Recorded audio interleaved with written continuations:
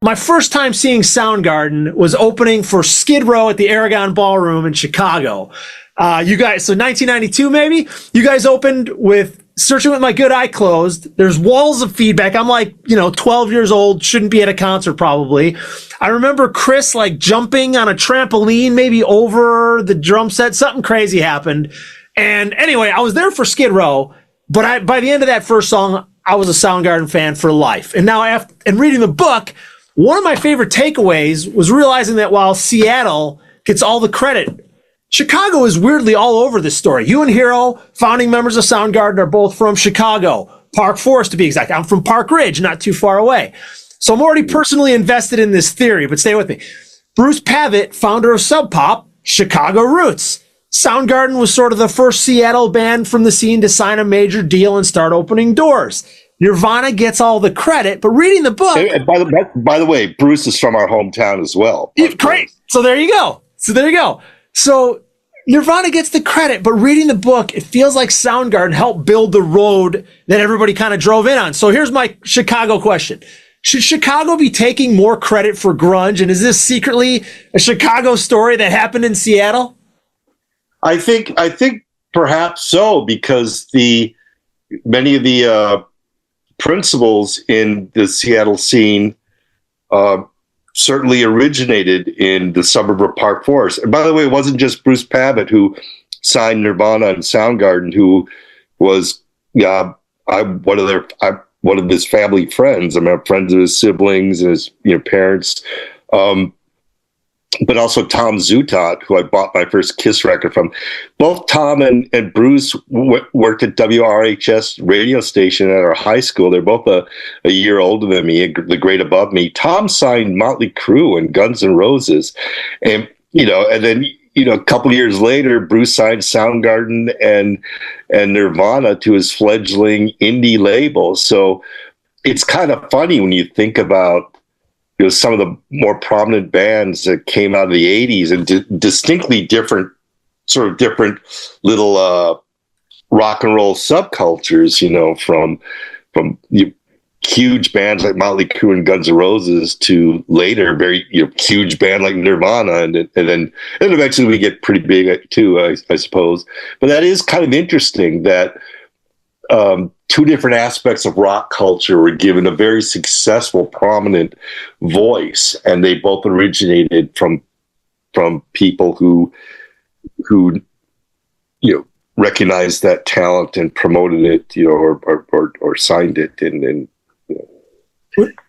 When I hear people talk about the Seattle sound from now on, I'm going to jump in and say, you mean the Chicago move to Seattle sound? And, yeah. It's ultimately the community in Seattle that nurtured it and developed it, though, because it was the Seattle music scene was definitely more conducive to the kind of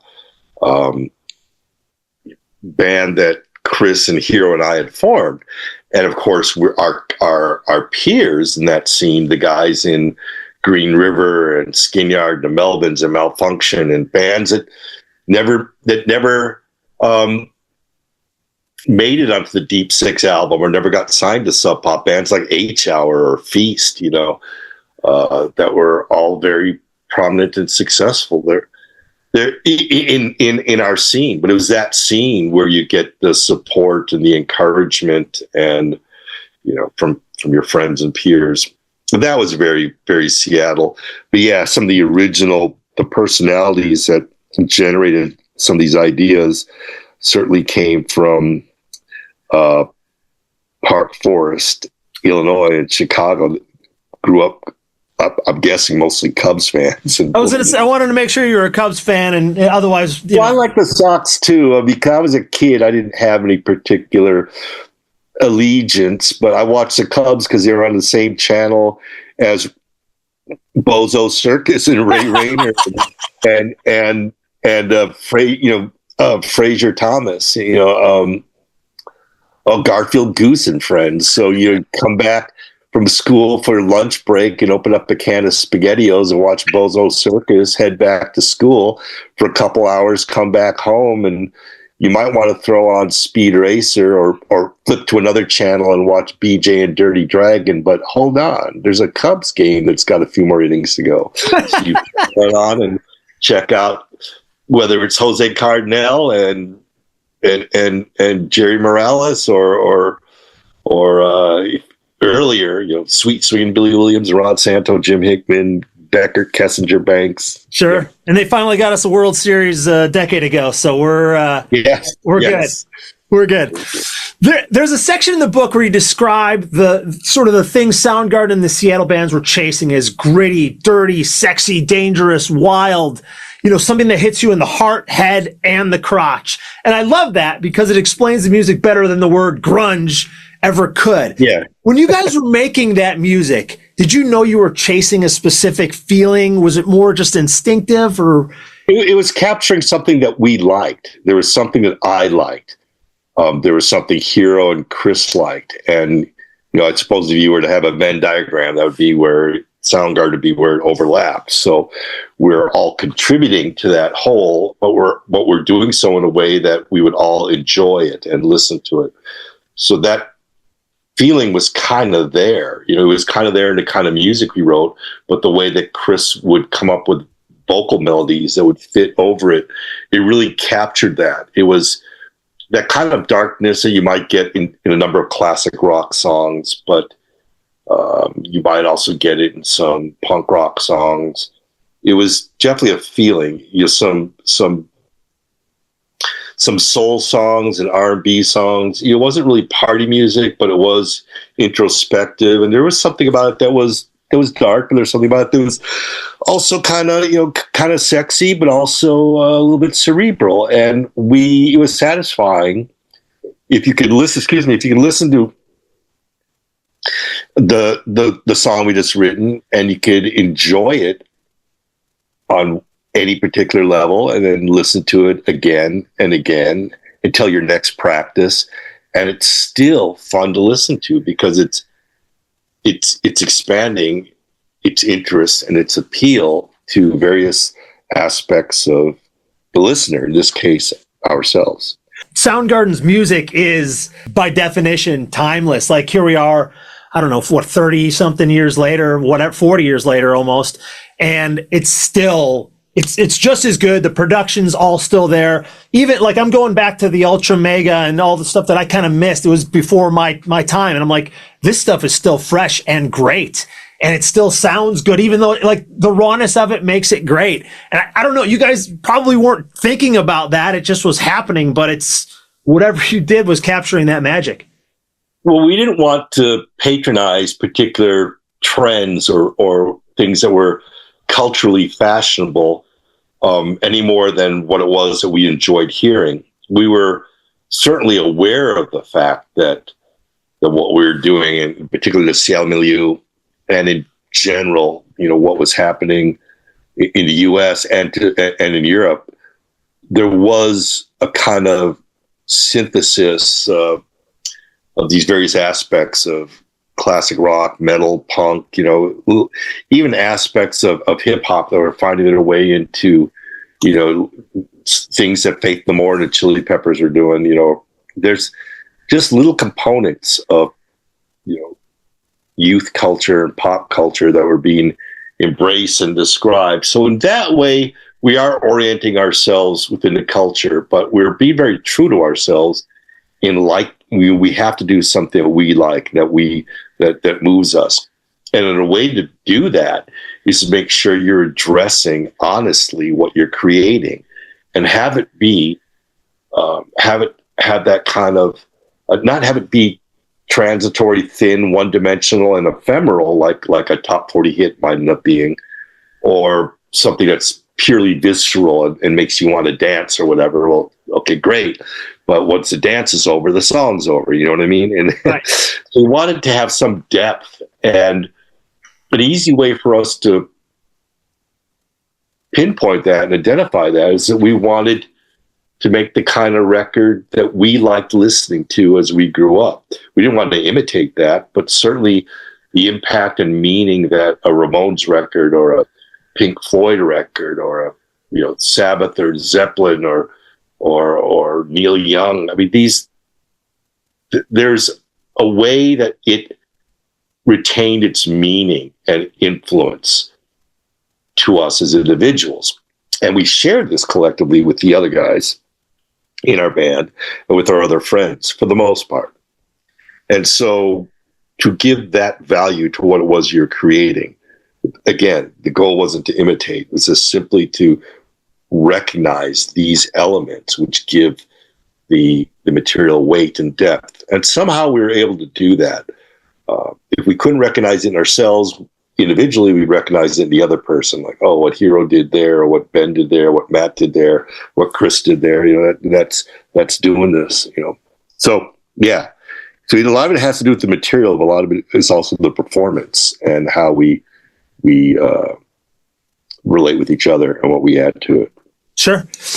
One of my big takeaways, sort of related from the book, is that Soundgarden comes across very smart, literate, thoughtful band that just happened to be, incredibly heavy and kind of punk rock. You're reading Vonnegut and Camus. You're interested in philosophy.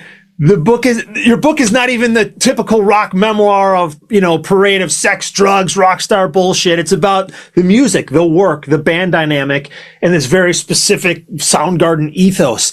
Did that side of who you were shape the sound? And do you think that sort of seriousness and that intelligence underneath the sound and the aggression was part of why you guys worked? Well, probably. I mean, it wouldn't be fun or entertaining for me to simply have to field knuckleheaded ideas. That would have been very unsatisfying for me, and it would have been unsatisfying for Hero, and it ultimately would have been unsatisfying for Chris. Chris certainly wanted to avoid, rock and roll cliches.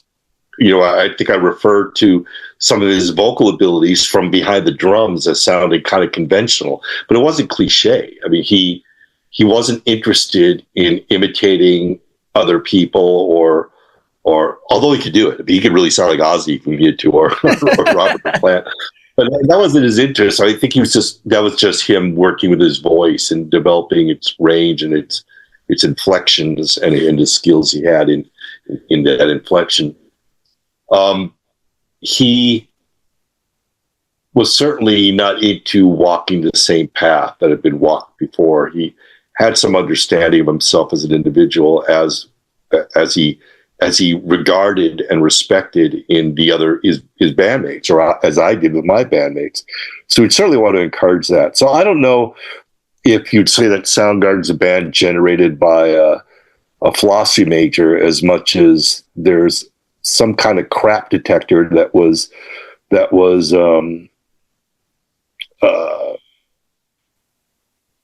sort of held by each of us as individuals and collectively that would prevent something like that from entering our set or our body. That's great. Where you've got, you can all keep each other in check and make sure none of that bullshit slips through. It'd be really easy to just call everything bullshit and end up doing nothing. That could have happened. Another stupid rock song. Oh, man. So at some point, we have to understand what it is that has some depth and meaning, and at least allow ourselves to experience that in the work we're collaboratively creating, or in that one of our partners is sharing with us. And we have to be able to recognize that, and then and then pursue it if we do recognize it. Sure. Chris says at one point, like, "Hey, maybe I should just drum or sing," and you and Hero basically go, "Yeah, let's find a new singer." And obviously, he wasn't Chris Cornell at the time, but look, he sang just fine. He never screwed up. He didn't have any problems pitching or anything. His vocals were great, and he came up with these great vocal melodies. It was hilarious. But we saw his value as a songwriter, and that particular strength was as a drummer in dealing with the instrumental ideas that we're generating, and that he could still write lyrics and vocal melodies, but he could, as a drummer. But we'll find someone, who could sing in a way that perhaps was, animated or dynamic, or with any particular, I don't know what we're looking for. Sinister, drama, humor, wit, something that from behind the drums, Chris's certainly it was very difficult for him to show or present any stage presence or the charisma that he had. From behind the drums, he had to pay attention to what his four limbs were doing, and that kind of these were kind of anchoring and heavy baggage on where he could orient his vocal melody. He has to find it in the rhythm, and he has to catch it in his breath. I mean, singing, you have to pace your breathing, and when you're playing drums, every strike of one of your arms is taking that breath away. and not to mention like 7/4 and swinging a baseball bat, right? Yeah, right. And 7/4 time signatures and trying to sing around all that stuff too. Yeah, since I wasn't singing, I may have a hard time recognizing. I didn't recognize that. I was aware on some level that it was difficult to do, and Chris just flat out said, I should pick one or the other. It's like, okay, well, drum then, because it's so good. You're so good at that, and it was clear that was the value for us as songwriters. And fortunately, Chris brought in a friend of his, Scott Sundquist, to play drums, and that freed him up for vocals. And it was an improvement. His vocals were not tethered to the rhythms that he had to tap out, sometimes in weird time signatures or in really fast tempos. Man, playing fast and singing must have been really, from drum kit must have been really tough. So yeah, we made the right decision eventually. It's okay. It still ended up in the right place. But the alternate universe where Chris is still on the drums, and I want to see what would have happened with that. That's a good one. Okay, so Chris brings in Black Hole Sun to you guys. And the first time you heard it, you said, eh. And it's funny because the first time I heard it, I was sort of like, I didn't get it either. It was a little too slow, maybe a little too pop. I was into, Jesus Christ Pose and Slaves and Bulldozers. And it was a little bit slow and a little bit delicate.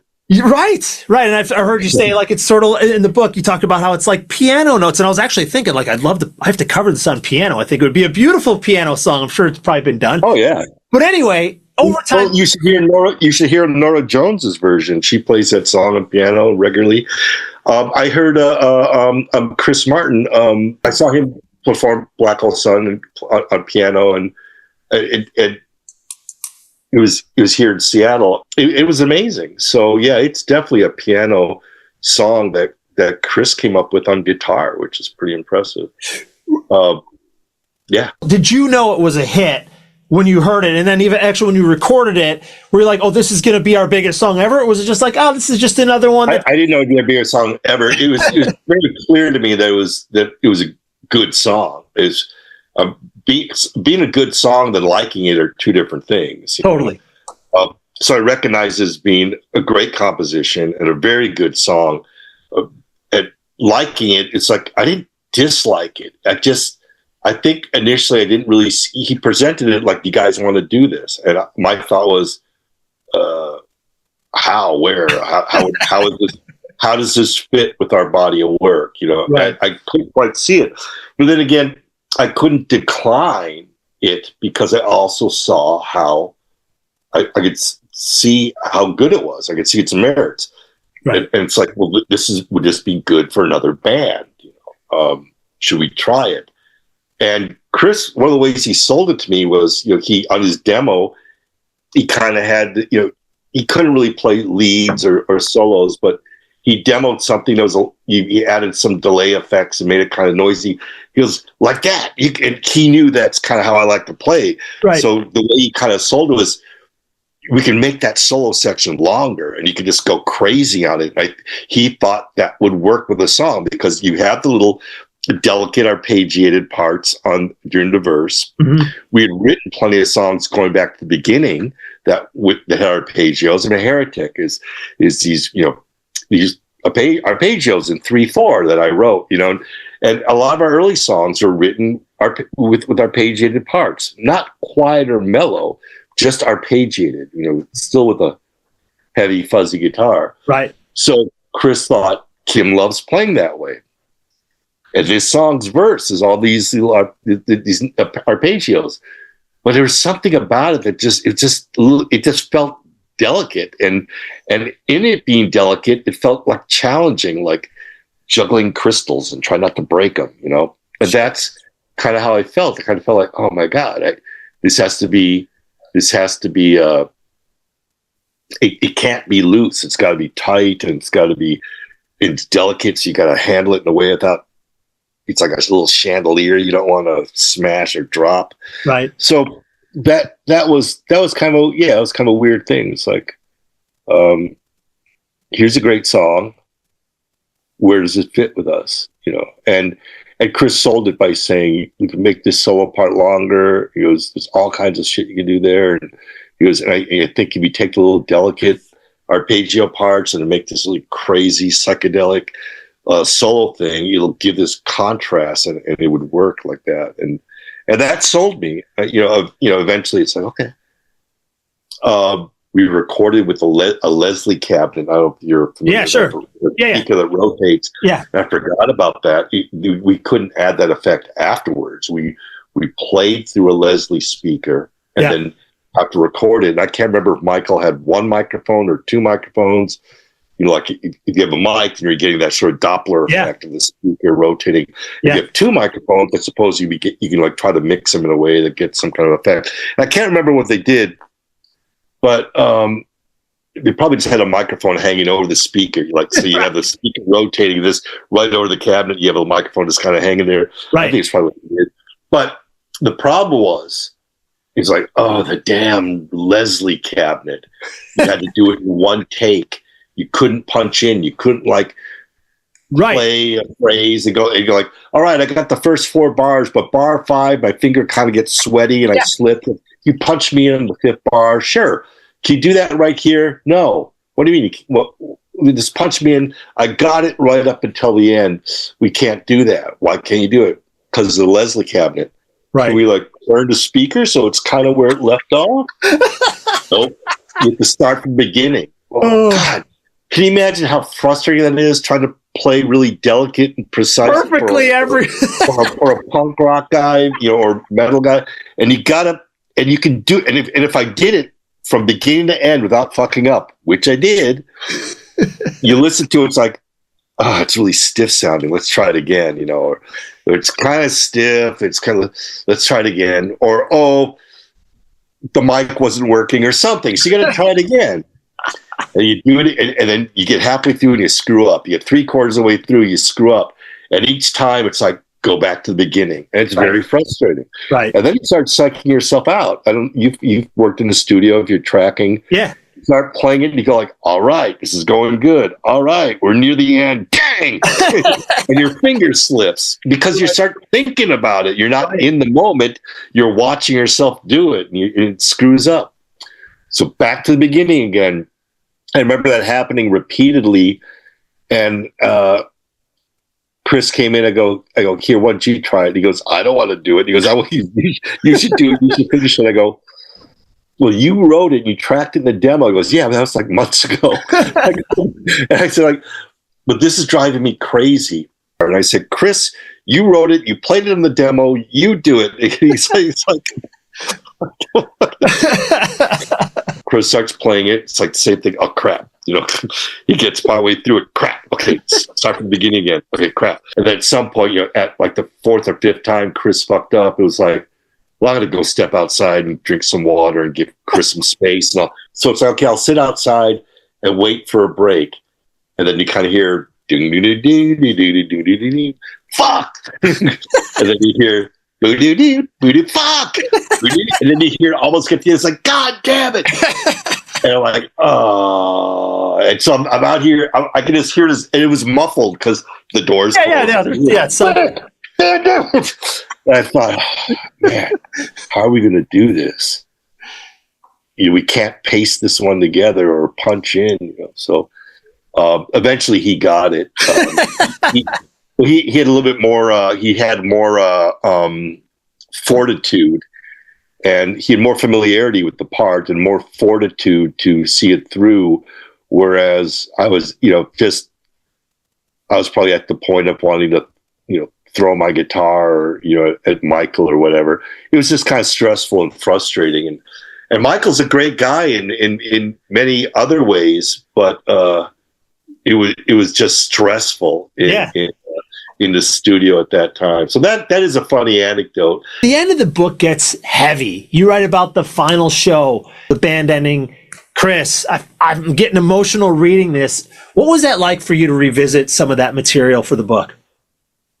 Well, some of it was difficult and heavy. Some of it was perfectly fine because I felt that it was my duty to clear the air and get some things straight.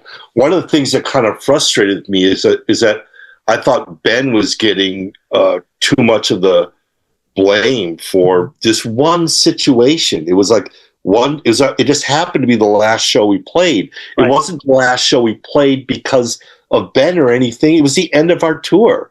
Right. Ben, it was not having a good show and he stormed off stage or whatever. That didn't cause the band to break up. It didn't cause the tour to end or anything. It was just that.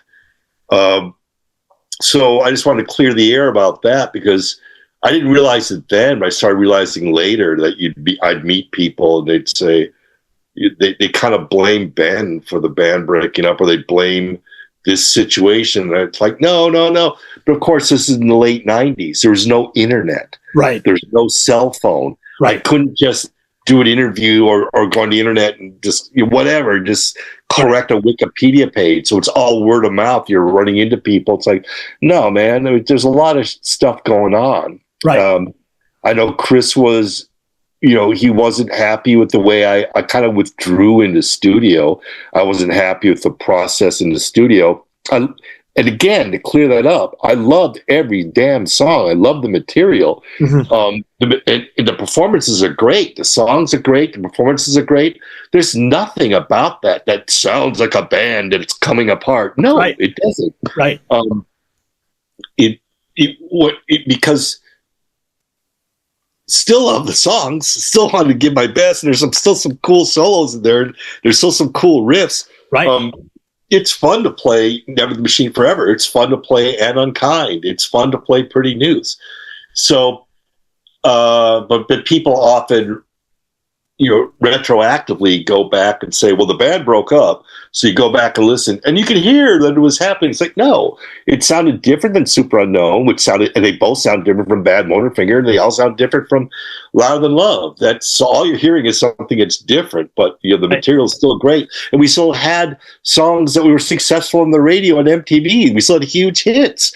Yeah. That wouldn't have happened if the songs weren't good or not performed well. They were all done great. Right. So all the journalists who write that are incorrect, and they're not being very good scientists. They're moving causality backwards, looking at where they're at, and then they're trying to, and they're just making these assumptions or inferences that, well, they broke up after, so therefore the record suffered from before. It's like, no, you're moving causalization in the wrong direction. So be able to clear the air about things like that, and like take some of I mean, Ben deserves some of the blame, as do I, as does Chris, and as does Matt. Sure. But to focus on a incident and say that's what caused it, it's like, hey, man, beating up your guitar is not like he smashed you over the head with it. It's not like you set my record collection on fire and you broke my guitars. Yeah, it's so I think that's kind of unfair and incorrect, and so I'm perfectly happy to clear the air about a lot of that stuff, because there's just stuff out there that either wasn't true or wasn't said, because again, there was internet, but just laptops and internets in your phone. It wasn't as developed, and our facility to navigate it wasn't as it is now. So yeah, that's that. Sure. We didn't break up because Ben had a bad show and threw his bass down or whatever. Sure. The book ends by talking about the final Soundgarden album that you're kind of working on, sounds like maybe right now with Chris's vocals. What can you tell us about that process, kind of where things stand, and what and when we might be able to get to hear something? The process, of course, is very untraditional. It's sideways and forward and, hey, there, am I here? Yeah. it's sideways and forward and backward, and because it's sort of I've often humorously referred to as like forensic in nature. We have to look at what we have and explore what we got, what it needs, and to kind of fill in the holes and complete it. Yeah. And we're completing it. We're down a man. So there's three of us trying to, but fortunately, we're building on the things that Chris did complete. So we're able to look at that and say, okay, here's this vocal, here's what it needs, here's this guitar part. And it's working. It's working great. But like I said, it's not as if there's a previously budgeted schedule or money to work on this project. It's not like here's the starting point, and now a couple months from now we'll have an end product. Right. We kind of have a number of partly completed things and some demos and some ideas that have very good performances and great songs. And now we're kind of trying to build them and record them and finish them. And it was during other things that were scheduled. Matt had a number of Pearl Jam tours. Ben had a number of obligations. There's the Hall of Fame stuff, and then there's the Asian Hall of Fame stuff that I was in. And then there's the book that I've been working on. And sure. I think we had some losses in our family. People lost some family members, which is going to happen as you get older, I suppose. So all of us will experience these kinds of things. So yeah, and in a way that was great because we didn't have all these other things happening with a very fixed scheduled commitment. We were able to build this around all the other stuff that was happening. And any song titles that you can share with us yet, or not yet? Well, some of those you may already know because they were published, over the years, as a consequence of some of the legal stuff we were talking about. Yeah. So, but there is some thought about changing some of the titles because some of them were working titles that I had come up with, or Ben or had come up with, or even Matt. It's like So there were just references. Sure. It's like, oh, we'll call this song this for the time being, so right. We know what we're talking about when we're referencing it. From the demo, the tape, or the disc, or the stream, or the link, or whatever. So I think the titles are just fine. Often at the beginning, we'll come up with not just kind of humorous titles, like I think. For instance, the song "Blood on the Valley Floor," mm-hmm. which is riff and music I'd come up with, right? And I think originally the band and some of our crew guys, our engineer guys, had called that song "Dino Jack." Okay. Because I jokingly referred to this one riff, and I described the riff, and like if you had to like masturbate a brontosaurus or something, which that's everyone's laughing. It's like, so we just started calling it Dino Jack. All right, okay. I don't think. I mean, we all know that, but I don't think anyone else know that. Yeah. So you got a bonus one, but it ended up, once the songs, we had a complete arrangement, and Chris came up with some lyrics. It became "Blood on the Valley Floor," which is a really cool title. Yeah. Okay. I like Dino Jack too, but Dino Jack is a silly way for us to give each other. Sure. So no timeline yet. Still just working on it. When it's ready, it's ready. Yeah. Exactly. But we're hoping by early next year. Okay. I love it. I got last question for you. So what's the one thing you hope sticks with readers after they close A Screaming Life? Well, hopefully, any myths they may have had or misconceptions would be cleared up, for the most part. I mean, there's obviously, we don't talk about everything, we don't address everything, and that's fine. I mean, there's a narrative flow to these anecdotes and to the story, and whether it's chronological or whether it's just the pacing that Adam brought to the narrative. And so a 1,000-page book, probably of a rock and roll memoir, I would not want to read. I would probably read it, but yeah, I mean, I don't know if everybody would, but I would. So we have to kind of streamline it and get, touch on some topics that are important, some that may be less important, but maybe relevant, to the context of the story or stories. So,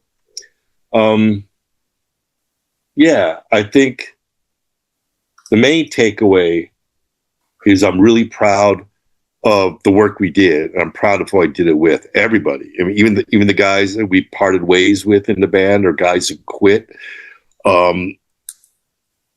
Their contribution and the fact that we were able to share and engage together in a collaborative and creative sense, as well as a fraternal sense, I think it really is a triumph, and it's a success, what we did together.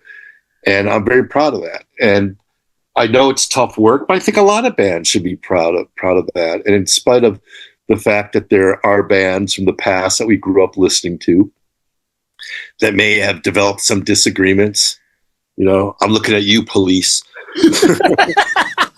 I mean, it's like, well, what the hell's the matter with you? You should have some regard for what it is you did together and shared. And yeah, just short of someone burning the other guy's house down, I suppose there's every reason to have some regard. And we were a band that was created by someone external. It wasn't created by management or a record label or a producer. Yeah. We chose to play together, and we wouldn't have chosen to share and play together if there wasn't something there to begin with. And I can understand that's a weird thing about supergroups, or that's just a weird thing about people saying, hey, the guy who I work with down at the factory plays a mean bass, so he's going to join the band. It's like, everyone had enough of a shared vision, came from a similar place and a similar record collection, similar collection of books and movies. So, and because we're different enough to make it interesting and to generate ideas that help us grow, but similar enough that sharing worked. Yeah. And that's what I'd have to say. I love Soundgarden, and Soundgarden was great because of the contributions of all the individuals, and I'm glad that I maintained friendships with everybody. I love that. The book's amazing. So grateful for all the music, and can't wait for the new music too. So I'm loving rediscovering all the early stuff that I like. The Screaming Life stuff didn't hit my radar, and I'm going back, and it's like like my new favorite band is Soundgarden again. Going back. It's our most overlooked album, and for a lot of reasons, because Sub Pop wasn't the machine that it had become, the next year, and often and because when it did become that machine, there are other things happening like Mudhoney and Nirvana. Right. So Screaming Life kind of got lost in the shuffle. It was the first thing. It was our Documented Testament and Seattle's and Sub Pops. But there's so many other things happening that it just kind of got. It's a concept to remind people that's our first album. Yeah, Ultimate OK is our first full length album. Right, but it's our Ultimate OK is our second album, and they all have distinct sounds and production and different producers. They all had their own tour cycles. So, And getting to hear everybody's sounds develop, Chris's voice developing, your guitar playing, getting noisier or less, as it might be the case. Depending on the song. Yeah. I love it. Thank you so much for your time, Kim. I really appreciate it. Thanks, Chris. All right.